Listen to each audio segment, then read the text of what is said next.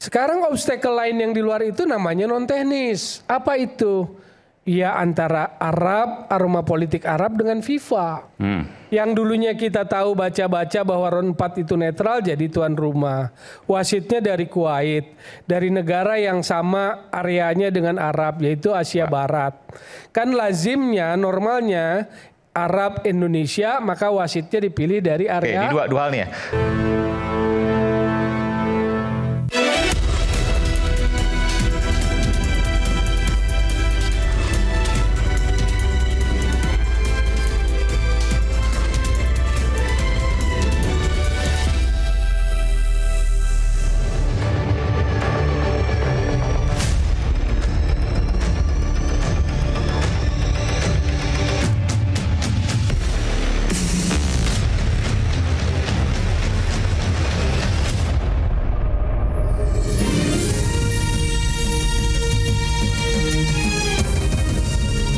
Disiarkan langsung dari studio MNC Conference Hall Ainus Tower Jakarta.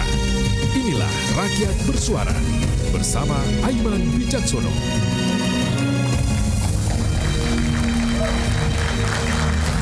Besok Timnas Indonesia, Timnas kita berlaga menuju cita lolos Piala Dunia 2026 untuk pertama kalinya. Karena sebelumnya menggunakan nama Hindia Belanda. Stadion King Abdullah Sport City Arena laga Timnas Indonesia melawan Saudi Arabia. Di tangan sang legenda Barcelona, Patrick Kluivert, Piala Dunia akankah jadi kenyataan? Atau hanya sekadar angan-angan? Apa strategi Kluivert? Saya Aiman Wicaksono, inilah Rakyat Bersuara. Saya akan langsung panggil ke panggung Rakyat Bersuara, pengamat sepak bola, Bung Tommy Welly. Bung Toel, ya. Selamat malam, Bung Toel. Ya. Silakan. Di sebelah sini betul. Pengamat sepak bola, Bung Anton Sanjoyo. Bung Joy.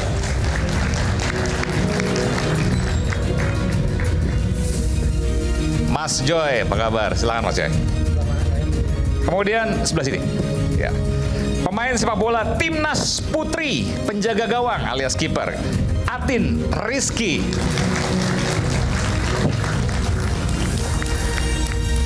Waduh, oke.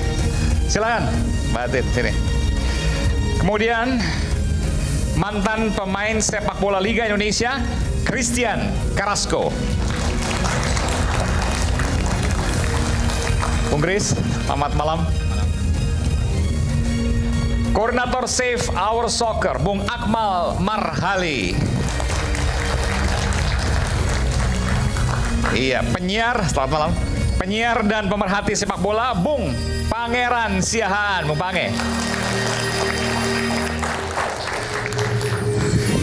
Ya, silakan. Menteri Pemuda dan Olahraga 2013-2014, Bung Roy Suryo. Selamat malam. Selamat malam.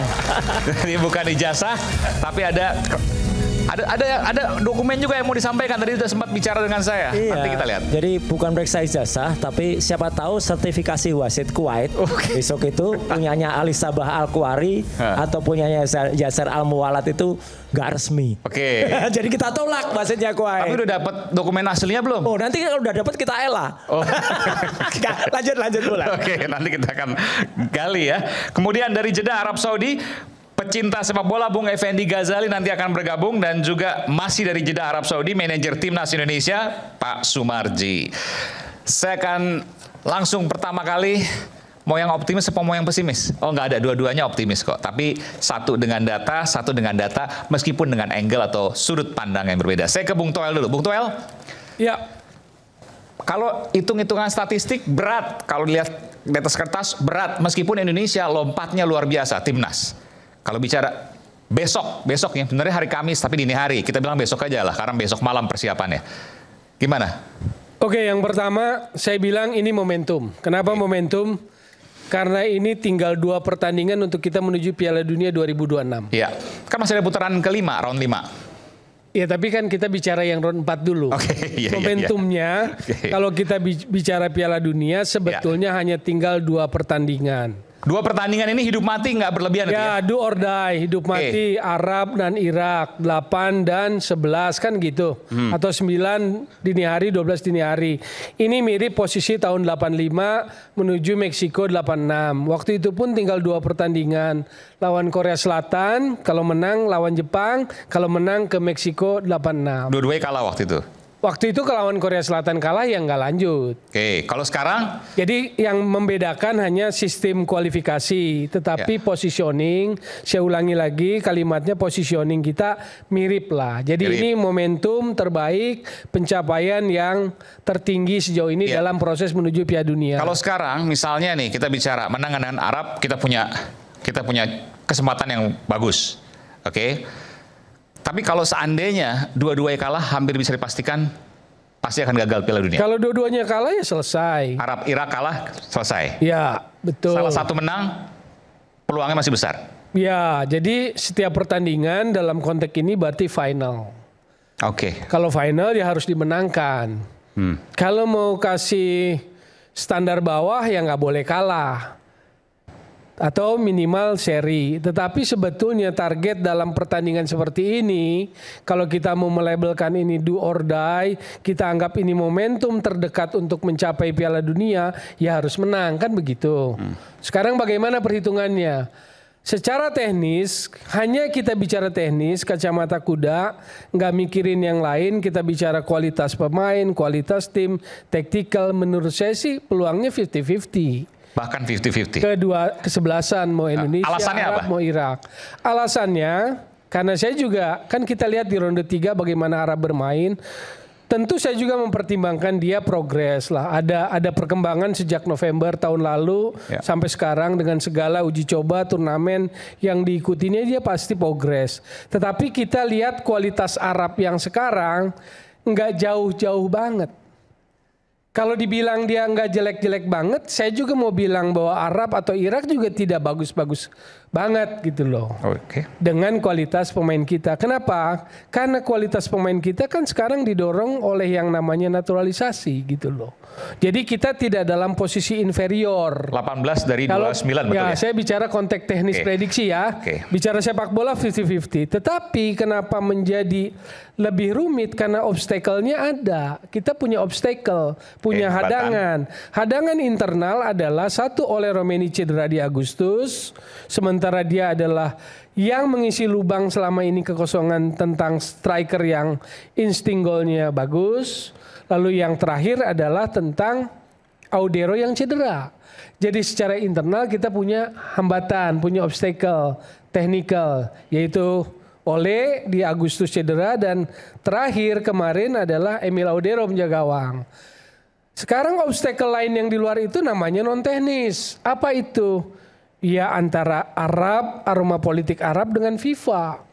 Yang dulunya kita tahu baca-baca bahwa round 4 itu netral jadi tuan rumah. Wasitnya dari Kuwait, dari negara yang sama areanya dengan Arab yaitu Asia Barat. Kan lazimnya normalnya Arab Indonesia, maka wasitnya dipilih dari area. Ini dua hal nih ya.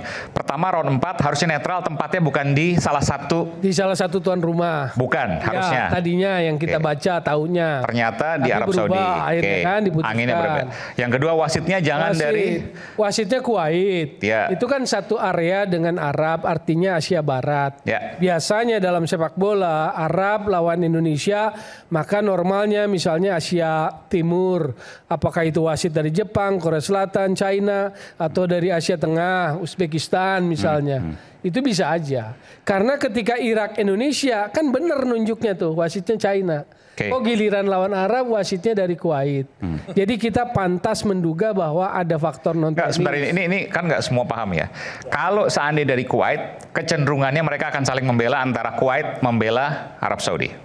Ya artinya kan tidak lazim. Kan tidak lazim bahwa wasit dari area yang sama gitu loh.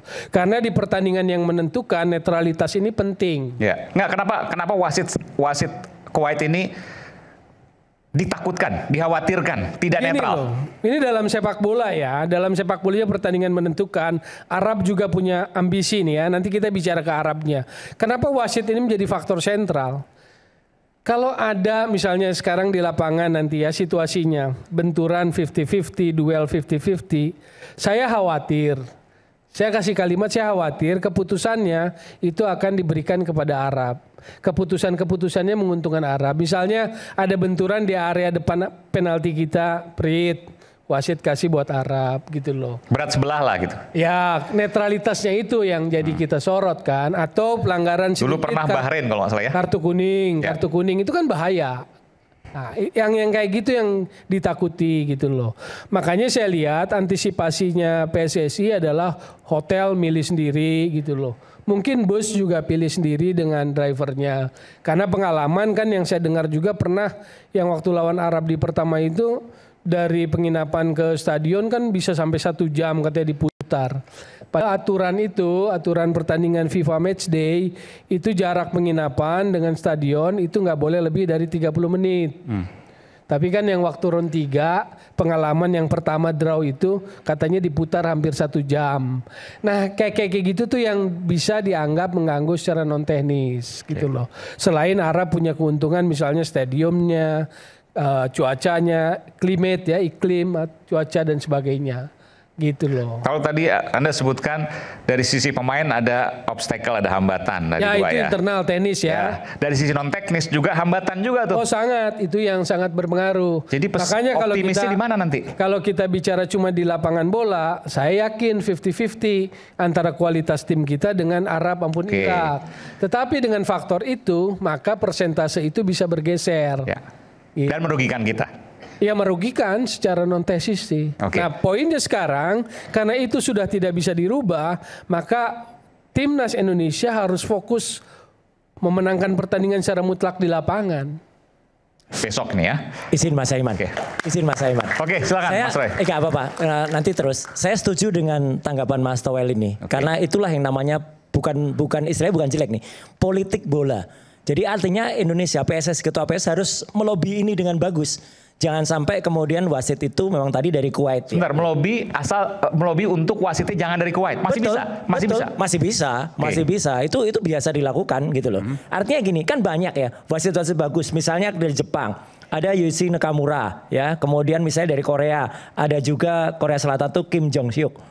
Itu bisa dipakai. Jangan kemudian wasit dari Qatar, Uni Emirat Arab, kemudian apalagi dari Arab Saudi, gitu loh. Jadi saya setuju itu. Jadi artinya ini pesan untuk kita semuanya, untuk pengurus PSSI, tolong deh maksimalkan ini meskipun tinggal besok ya, tinggal besok beberapa jam lagi gitu kan, Kamis dini hari. Oke, nanti soal bicara soal apa? Sertifikat kualifikasi wasit nanti.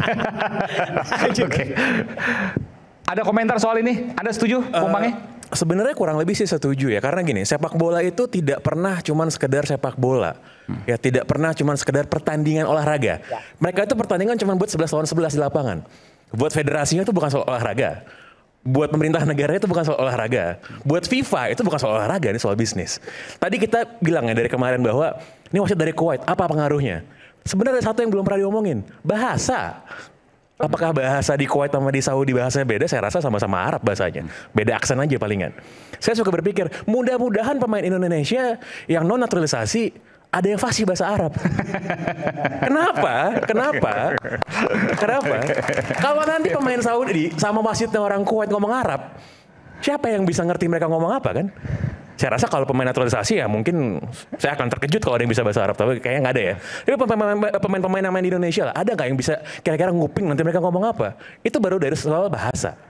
Oke, dan selama ini kan kita bilang, kita dari berbulan-bulan yang lalu setelah kita tahu bahwa di round keempat ini tuan rumah adalah Saudi, lawan kita Saudi. Saudi adalah tuan rumah Piala Dunia 2030. Ya kali FIFA nggak mau dia lolos Piala Dunia. 34, sorry. Iya. Ya kali nggak ada gitu privilege gitu. Karena kenapa? Ini nggak masih 2 periode lagi. Oh betul. Cuman ini nggak pernah cuman sekedar sepak bola pertandingan gitu. Makanya kalau kita bilang bahwa tadi Bang Toel bilang bahwa iya kalau teknis mungkin di lapangan 50-50, setuju. Tapi itu nggak pernah soal sepak bola doang gitu ya. Apa sih yang bisa dibikin? Tadi udah dibilang dulu sebelumnya dibawa muter-muter tuh, dibawa muter-muter kan. Lalu misalnya apa? Penginapan. Ruang ganti coba kita cek nanti, ruang ganti. Biasanya itu kalau segala macam hal paling kecil ya, slim margin itu pasti dibikin nggak nyaman. Misalnya apa kalau ruang ganti? Misalnya, nih contoh nih ya, Kalau di Inggris itu ada stadion-stadion di mana tim home-nya itu lantainya anti slip. Oke. Ya ada besi-besinya tuh yang bisa anti slip. Dressing room tim away nggak ada anti slipnya. Jadi bisa kepleset. Bisa jadi. Terus itu cuma contoh aja. Oke. Ada yang nonton kemarin waktu Galatasaray lawan Liverpool. Ya, sehari sebelumnya supporternya Galatasaray bakar petasan di dekat hotelnya Liverpool. Ya kan, Liverpoolnya kalah. Nggak bisa istirahat. Belum tentu memang supporter Saudi kayak gitu. Kayak tapi kan Saudi, hal paling kecil sedikit apapun pasti akan dilakukan. Dan ini harus diantisipasi. Berbulan-bulan kita bilang bahwa inilah gunanya lobby. Inilah gunanya negosiasi politik dilakukan oleh federasi. Kita kan selalu bilang orang Indonesia kan paling jago namanya ngolah-ngolah kan. Ngolah-ngolah tuh jago banget. Kenapa kita nggak ngolah-ngolah di AFC kan? Maksudnya PSSI nggak ngolah-ngolah nih, nggak ngolah-ngolah secara positif maksudnya lobby. Iya, karena kalau itu udah dilakukan, saya rasa kita tidak akan dapat wasit yang dari Kuwait gitu. Kita kan harus memaksimalkan memang bahwa kemenangan ditentukan di lapangan. Tapi kita harus meminimalisir sedikit mungkin potensi gangguan yang mungkin terjadi gitu. Dan kita udah tahu kira-kira nanti gimana. Tadi Bang Toel bilang, bola 50-50 itu udah paling gampang udah. 50-50 ini siapa nih bolanya? Wasit tinggal bilang bola Saudi, kelar urusannya kan. Gitu. Atau misalnya ya, saya nggak mau memberikan worst case scenario sebenarnya, tapi kita bayangin aja. Kondisi misalnya Indonesia leading, kita berandai-andai aja, Indonesia leading gitu. Menit 90. Apakah mungkin nggak ada kontak di dalam kotak penalti terus tiba-tiba terjun bebas itu hal biasa lah. Orang-orang yang udah sering nonton bola tuh udah tahu lah. Kira-kira hal-hal seperti ini tuh menit 90 ada. Indonesia leading, lalu kemudian ada kontak, kemudian terjadi pelanggaran, hukuman penalti. Udah sering kejadian, orang yang udah sering nonton bola kayak gini tuh nggak kaget. Jadi saya bilang di kesempatan sebelumnya saya bilang bahwa ini banyak hal faktor yang tidak menguntungkan kita. Makanya kalau kita mau menang, menangnya itu harus mutlak. Harus absolut menangnya. Harus kita benar-benar tunjuk bahwa kita lebih superior daripada mereka. Oke. Pertanyaannya mungkinkah itu? Mungkin. Dalam kondisi yang banyak obstacle hambatan tadi baik teknis maupun teknis. Loh, mungkin aja kok. Mungkin aja. Secara squad kita sama mereka ya dengan bantuan pemain-pemain naturalisasi ini saya rasa oke-oke aja gitu. Gini deh, Saudi itu ya. Ini kalau teman-teman kita yang dari Jepang, dari Korea Selatan, teman-teman saya selalu bilang, tim Asia Barat itu emang cuma jagonya kualifikasi doang. Kapan sih mereka di Piala Dunia pada lolos ke babak berikutnya? Kecuali Arab tahun 94 gitu. Nggak pernah mereka lolos ke babak berikutnya kan. Yang lolos Jepang, Korea gitu. Kenapa? Ya kualifikasi. Mereka cuma lolos, tapi mereka tidak teruji dengan baik gitu. Jadi kalau ditanya, kita bisa nggak compete lawan mereka? Bisa nggak kita menang? Bisa. Tapi kita juga harus siap.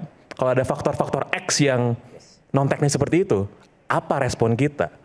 Apa respon ketika mereka memprovokasi gitu ya? Terus tiba-tiba wasitnya dengan gampang kartu kuning, kartu merah gitu. Itu kan hal-hal yang wajar terjadi lah. Karena kenapa? Kalau saya pelatih Arab nih, saya manajemen Arab, saya akan suruh kayak gitu. Pasti saya suruh kayak gitu. Ya kan, war itu namanya kan. Oke. Ini perlu ada olah-olah secara positif ya dari PSSI. Olah-olah, betul. Apa yang harus dilakukan PSSI dan bagaimana Indonesia bisa menang? Kita kembali saat lagi, tetaplah bersama kami. Kita akan coba nanti hubungi langsung dari Jeddah, Arab Saudi. Kita akan segera kembali.